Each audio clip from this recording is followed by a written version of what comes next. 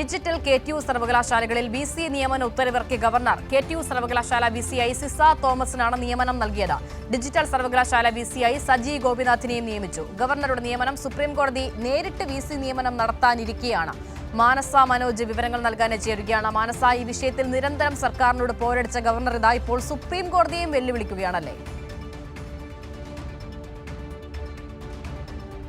അല്പസമയം മുൻപാണ് ഈ ഉത്തരവ് പുറത്ത് വന്നിരിക്കുന്നത്.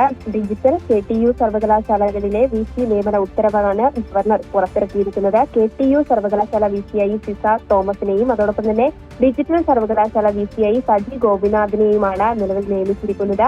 കഴിഞ്ഞ ഇതിനെതിരെ ഇതുമായി ബന്ധപ്പെട്ട വാദമൊക്കെയും തന്നെ നടക്കുകയായിരുന്നു സുപ്രീം കോടതിയിൽ.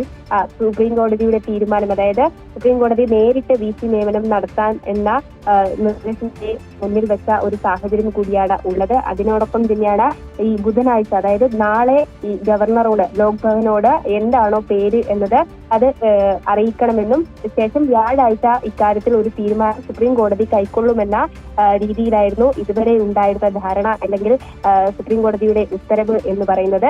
ആ ഒരു സാഹചര്യത്തിലാണ് ഇത്തരത്തിൽ രണ്ടുപേരെയും ഡിജിറ്റൽ KTU സർവകലാശാല VCമാരായുള്ള നിയമന ഉത്തരവ് ഇറക്കിയിരിക്കുന്നത്. നാളെയാണ് ഉത്തരവിൽ നിയമനം കടക്കാനുള്ള ഒരു തീയതിയായി പറയുന്നത്, അല്ലെങ്കിൽ അതിലേക്ക് ജോയിൻ ചെയ്യാനുള്ള ഒരു അറിയിപ്പ് നൽകിയിരിക്കുന്നത്. അതോടൊപ്പം തന്നെ നാളെ സുപ്രീം കോടതിയിലും ലോക്ഭവൻ ഈ പേരുകൾ അറിയിക്കും എന്ന് തന്നെയാണ് അറിയാൻ സാധിക്കുന്നത്. ശേഷം എന്താണ് സുപ്രീം കോടതിയിൽ നിന്ന് ഉണ്ടാകുന്ന തീരുമാനം എന്നതും കാണേണ്ടതാണ്.